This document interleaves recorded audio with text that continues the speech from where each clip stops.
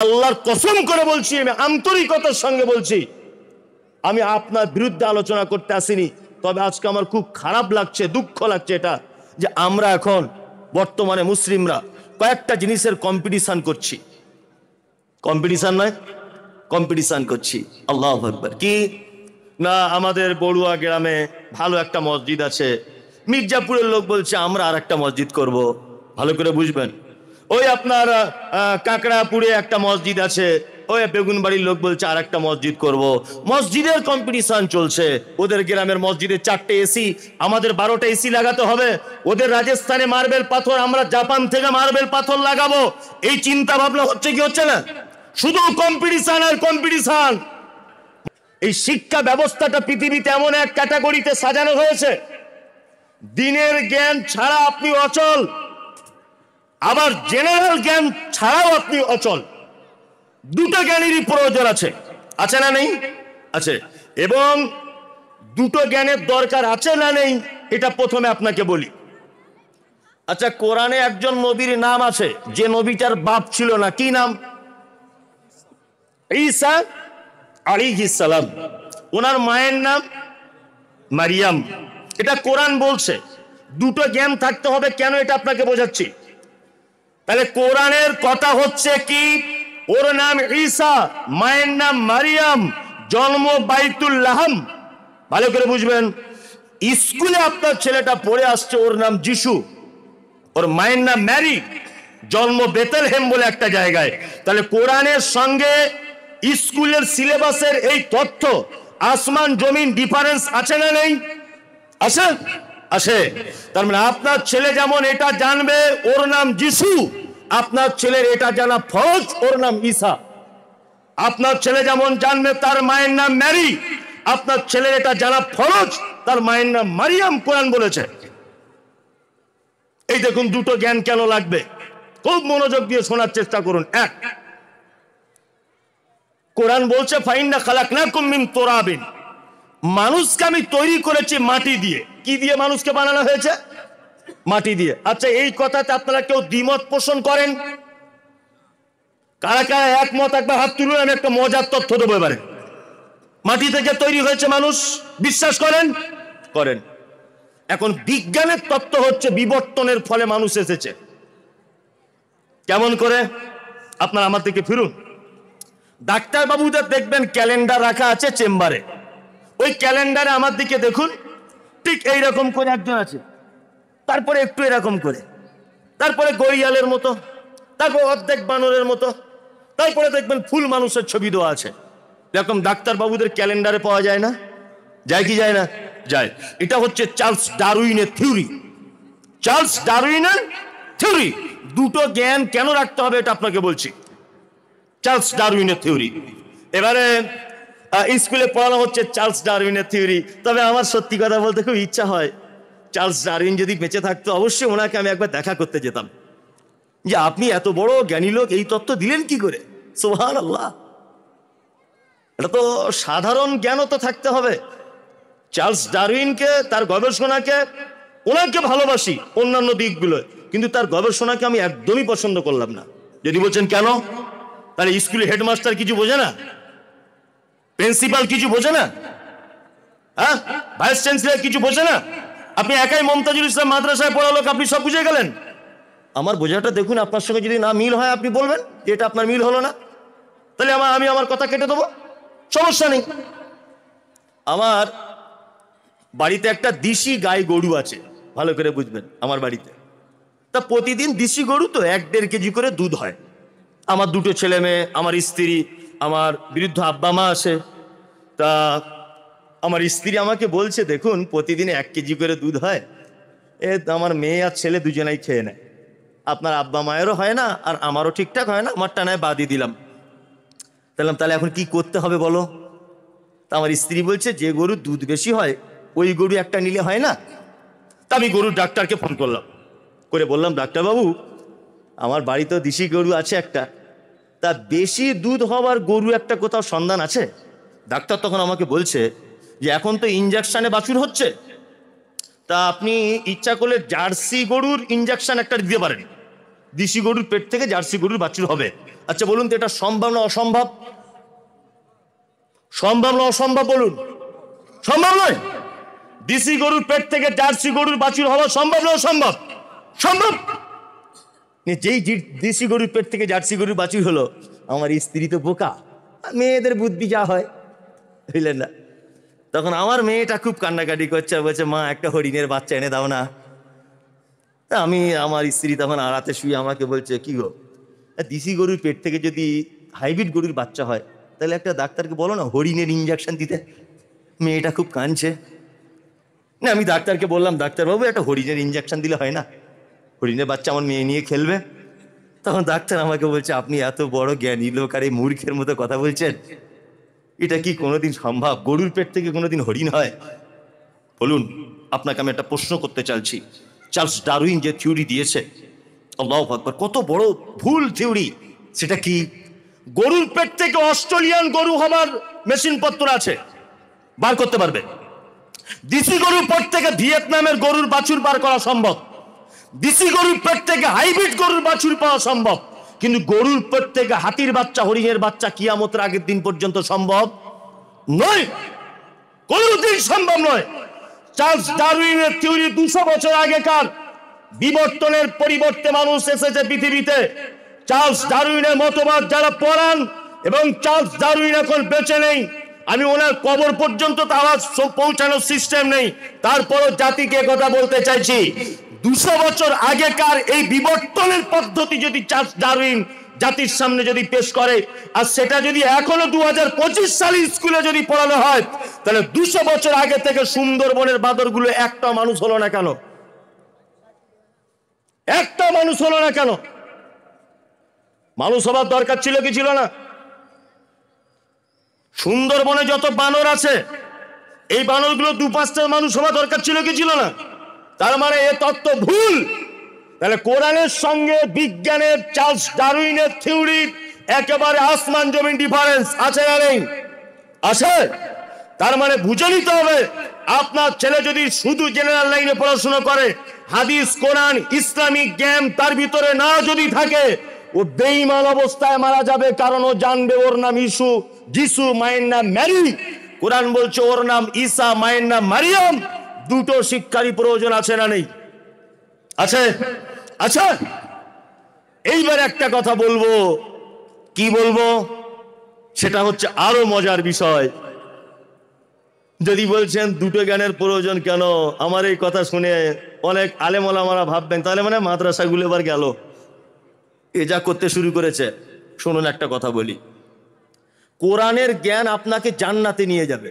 ভালো করে বুঝবেন জ্ঞানী মানুষেরা, কোরআনের জ্ঞান কোথায় নিয়ে যাবে? জান্নাতে। ধরে নেন কলকাতায় জান্নাত আছে, আপনি ধরে নেন কোথায় জান্নাত? কলকাতায়। কলকাতায় জান্নাত আছে, এবার আপনি জান্নাতে যাবেন। আচ্ছা, যাবার জন্য তো কোনো উপকরণ দরকার না? বেলডাঙ্গা থেকে আপনাকে বাস ধরতে হবে, নয় ট্রেন ধরতে হবে, নয় সাইকেলে যেতে হবে, নয় 4 চাকা যেতে হবে, নয় মোটর সাইকেলে যেতে হবে। হবে কি হবে না? হবে। তাহলে এইগুলো হচ্ছে কলকাতার জান্নাত পর্যন্ত পৌঁছানোর উপকরণ। এই উপকরণ ছাড়া আপনি কলকাতায় পৌঁছাতে পারছেন না। তা কোরআনের জ্ঞান হচ্ছে জান্নাতে যাবার রাস্তা একেবারে শেষ, কিন্তু সেই রাস্তায় যাবার উপকরণ হিসাবে দুনিয়ার জ্ঞান বাধ্যতামূলক অর্জন করতেই হবে। বিশাল বড় সাইকুল হাদিস আমি বুখারী পড়াই, ভালো করে বুঝবেন, আমি বুখারী পড়াই। ধরে নেন 20 বছর বুখারী পড়াচ্ছি, পাশের গ্রামের একটা মেয়ের কিডনিতে পাথর। আচ্ছা বলুন তো, একটা বুখারী পড়ানো মাওলানার পক্ষে সম্ভব এই পাথরটা টেনে বার করার? বলুন, অসম্ভব। তো বার করবে কে? ডাক্তার, তাই না? তো ডাক্তার কোন জ্ঞানে শিক্ষিত, কোন জ্ঞানে গুণান্বিত? তাহলে দুটোই জ্ঞান আমার দরকার হচ্ছে কি হচ্ছে না? হচ্ছে। আমরা দুটো জ্ঞানই অর্জন করব, তাই না? কিন্তু আমাদের বড় দুঃখ, খুব বড় আফসোস, আল্লাহ কোরআন মাজিদে দুঃখ করে বলেছেন, ইন্না আরাজনাল আমানাতা আলাস সামাওয়াতি ওয়াল আরদ ওয়াল জিবাল ফাআবাইনা আন ইয়াহমিলনাহা ওয়া আশফাকনা মিনহা ওয়া হামালাহাল ইনসান ইন্নাহু কানা যালুমান জাহুলা। আল্লাহ বলছে কোরআন অবতীর্ণ করতে চাইলাম আসমানের কাছে, আসমান বলল আল্লাহ এত গুরুত্বপূর্ণ দায়িত্ব আমার পক্ষে সম্ভব নয়। আল্লাহ বলছে জমিন তুমি নাও, জমিন বলছে সম্ভব নয়। আল্লাহ বলছে পাহাড় নাও, ওয়াসফাকনা মিনহা। তারা তিনজন ভয়ে ভীত হয়ে গেল। আল্লাহ এত গুরুত্বপূর্ণ দায়িত্ব আমাদের পক্ষে সম্ভব নয়। আল্লাহ বলছেন ওয়াসফাকনা মিনহা ওয়া হামালাল ইনসান ইন্নাহু কানা যালুমান জাহুলা। অবশেষে কোরআনের গুরুত্ব দায়িত্ব দিলাম কাকে? মানুষকে। আর যাদেরকে দায়িত্ব দেওয়া হলো আল্লাহ তাদের ব্যাপারে দুটো শব্দ ব্যবহার করতে গিয়ে বলছেন জালুমান জাহুলা। যাদের কাছে কোরআন অবতীর্ণ করা হলো এরা জাহেল এবং এরা জালেম। জাহেল কাকে বলে? যারা জানার চেষ্টা করে না, এরা হচ্ছে জাহেল। জালেমকে যারা জানার পরে এটাকে মূল্যায়ন করে না, এরা হচ্ছে জালেম, অত্যাচারী। বর্তমান মুসলিম সমাজে দুটো রোগী আক্রান্ত। দুটোতেই আক্রান্ত নয়, আমরা না কোরআনের জ্ঞান অর্জন করি আর না কোরআনের জ্ঞানকে প্রাধান্য দিই। আমরা দুটো রোগী আক্রান্ত, কে আক্রান্ত নয়, আক্রান্ত। আজকে আমার বড় দুঃখ লাগে, খুব দুঃখ। আমি আল্লাহর কসম করে বলছি, আমি আন্তরিকতার সঙ্গে বলছি, আমি আপনার বিরুদ্ধে আলোচনা করতে আসিনি। তবে আজকে আমার খুব খারাপ লাগছে, দুঃখ লাগছে এটা, যে আমরা এখন বর্তমানে মুসলিমরা কয়েকটা জিনিসের কম্পিটিশন করছি। কম্পিটিশন নয়, কম্পিটিশন করছি। আল্লাহু আকবার। কি না, আমাদের বড়ুয়া গ্রামে ভালো একটা মসজিদ আছে, মির্জাপুরের লোক বলছে আমরা আর একটা মসজিদ করব। ভালো করে বুঝবেন। ওই আপনার কাকড়াপুরে একটা মসজিদ আছে, ওই বেগুনবাড়ির লোক বলছে আর একটা মসজিদ করব। মসজিদের কম্পিটিশন চলছে। ওদের গ্রামের মসজিদে 4টে এসি, আমাদের 12টা এসি লাগাতে হবে। ওদের রাজস্থানে মার্বেল পাথর, আমরা জাপান থেকে মার্বেল পাথর লাগাবো। এই চিন্তা ভাবনা হচ্ছে কি হচ্ছে না? শুধু কম্পিটিশন আর কম্পিটিশন। মসজিদ করতে হবে, মসজিদ করতে হবে। শুনুন একটা কথা বলি, মসজিদে ইবাদত করতে, জোহরের নামাজ পড়তে টাইম লাগে 10 মিনিট। আপনি একটা মসজিদ তৈরি করলেন 10 কোটি টাকা খরচা করে, 10 কোটি টাকার ফলাফল ইবাদত 10 মিনিটের। ভালো করে বুঝবেন, 10 মিনিটের ইবাদতের জন্য 10 কোটি টাকা দিয়ে একটা মসজিদ নির্মাণ করলেন। এতে কি হলো না, আপনি 5 ওয়াক্ত নামাজ পড়েন, নামাজ পড়তে গেলেন, কিন্তু আগে বলেছে আপনি দুয়া দরুদ কিছু জানেন না। তা দুয়া দরুদ জানার জন্য, শিক্ষা জানার জন্য শিক্ষা প্রতিষ্ঠানের আগে দরকার আছে না নেই? আছে না নেই? আছে। তার মানে এই জাতির সামনে সর্বপ্রথম যেটা আমাদেরকে ফেস করতে হবে, বড় বড় শিক্ষা প্রতিষ্ঠান। আজকে আপনারা জানেন যে আজকে ইহুদি দেশ আছে পৃথিবীর, একটা দেশ ইহুদি, তার নাম ইসরায়েল। কোন দেশ? ইসরায়েল।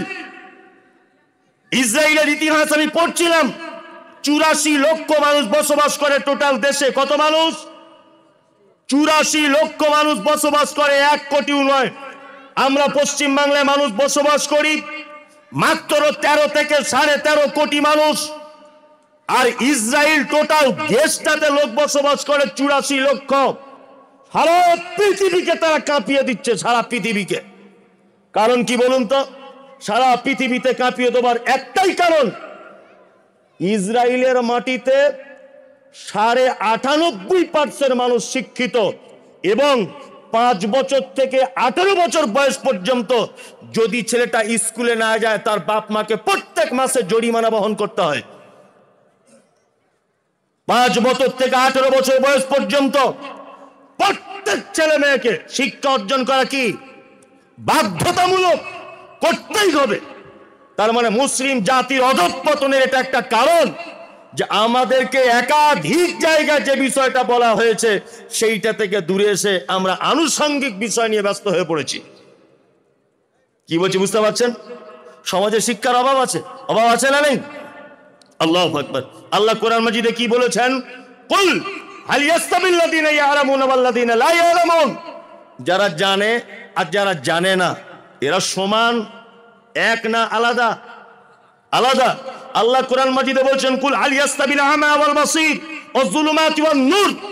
যারা জ্ঞান নেই এরা অন্ধ লোক, আর যাদের জ্ঞান আছে এরা চোখওয়ালা লোক। যাদের জ্ঞান আছে তারা কি?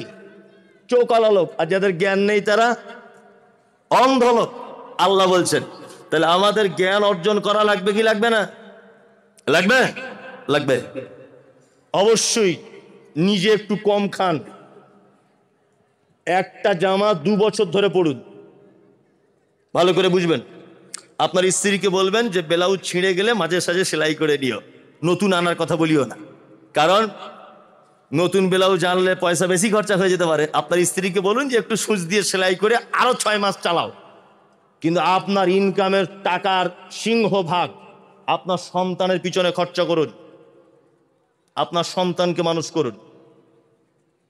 আজকে ইসরায়েলকে দেখে সারা পৃথিবী কাঁপছে, কারণ কি জানেন? কারণ কি জানেন? কারণ হচ্ছে তারা শিক্ষার হারে আগিয়ে এবং আবিষ্কারে পৃথিবীর 2 নম্বরের স্থানে রয়েছে। তারা কি আবিষ্কার করেনি বলুন? তারা এই 84 লক্ষ মানুষের ভিতরে কি আবিষ্কার, কি এমন আবিষ্কার করেনি তারা বলুন? আজকে সারা ভারতবর্ষের অবস্থা আপনি দেখুন, সারা ভারতবর্ষে তাকিয়ে দেখুন। 15 বছরের ছেলে রাজমিস্ত্রি কাজ করছে, বিড়ি টানছে, স্কুলে যায় না। স্কুলে যাচ্ছে? যায় না। আজকে আমার মা যখন প্রেগনেন্ট, পেটে বাচ্চা, আমার মায়ের, আমার বোনের, তখন আমরা অন্য কাস্টের মানুষদের নার্সিং হোমে গিয়ে পর পুরুষের সামনে আমার মাকে উলঙ্গ করে দেওয়া হচ্ছে, আমার স্ত্রীকে উলঙ্গ করে দেওয়া হচ্ছে, আমার বোনকে উলঙ্গ করে দেওয়া হচ্ছে। অথচ জাতি ভাবলো না যে মুসলিম কমিউনিটির মধ্যে, মুসলিম উম্মার ভিতরে ভালো একটা multi specialist nursing home hospital তৈরি করা হোক, যেখানে বোরকা পরিহিত অবস্থায় মুসলিম মহিলা ডাক্তাররা থাকবেন, আমার মা নিরাপদে থাকবে, আমার স্ত্রী নিরাপদে থাকবে, আমার বউ নিরাপদে থাকবে, আমার বেটি নিরাপদে বাচ্চা জন্ম দিবে। এই চিন্তা ভাবনা কবে আসবে? কবে আসবে এই চিন্তা ভাবনা? পবিত্র আল কোরআনের 700 জায়গার কাছাকাছি বলা হয়েছে জাতি তুমি শিক্ষা গ্রহণ করো, শিক্ষা গ্রহণ করো। এইটার ব্যাপারে জাতির চিন্তা ভাবনা নেই, শুধু আজে বাজে জিনিস নিয়ে মাথার ভিতরে ঘুরছে, সেই সমস্ত জিনিস নিয়ে আবেগে ছুটছে, বিবেক দিয়ে নয়। আবেগ, বিবেক দিয়ে ভাবুন কোনটা আমার জাতির জন্য উপকার, কোনটা জাতির জন্য প্রয়োজন, কোনটা জাতির জন্য ক্ষতি করবে, এগুলো ভাবুন। ভাবুন কি বলছি, বুঝতে পারছেন তো? ওই জন্য বলছি বড় বড় শিক্ষা প্রতিষ্ঠানের দরকার আছে, বিশাল। আজকে খ্রিস্টান ভাইদের দিকে দেখুন, খ্রিস্টানদের নিজস্ব চিকিৎসালয় আছে, আছে না নেই? আছে। নিজস্ব স্কুল আছে তাদের, আছে না নেই? আছে। আজকে ভারতবর্ষের অজস্র নারীরা তারা বোরকা পরে স্কুলে যেতে পারে না, হেজাব পরে স্কুলে যেতে পারে না। আপনার মুর্শিদাবাদের ওই আপনার জঙ্গিপুরে পর্যন্ত হেনস্থা হয়েছে মহিলারা, মুসলিম ছাত্রী, সে হিজাব পরে স্কুলে যাওয়ার কারণে ম্যাডাম তাকে বার করে দিয়েছে। আমরা এত নির্যাতনের শিকার। আমাদের এই জ্ঞানটা থাকা উচিত যে কোটি কোটি টাকা এখানে ওখানে খরচা না করে আমরা একটা নিজের জাতির জন্য, নিজের কওমের স্বার্থে আমরা একটা ভবিষ্যতে আগামী দিনের প্রজন্মকে আমরা উপহার হিসাবে এইটা দিয়ে গেলাম, এই চিন্তা ভাবনা করুন। জাতির অনেক কাজ হবে, অনেক কাজ হবে। আল্লাহ আমাদের সকলকেই শিক্ষার ব্যাপারটাকে বোঝার এবং গুরুত্ব দেওয়ার তৌফিক দান করে, বলুন আমিন। আমিন।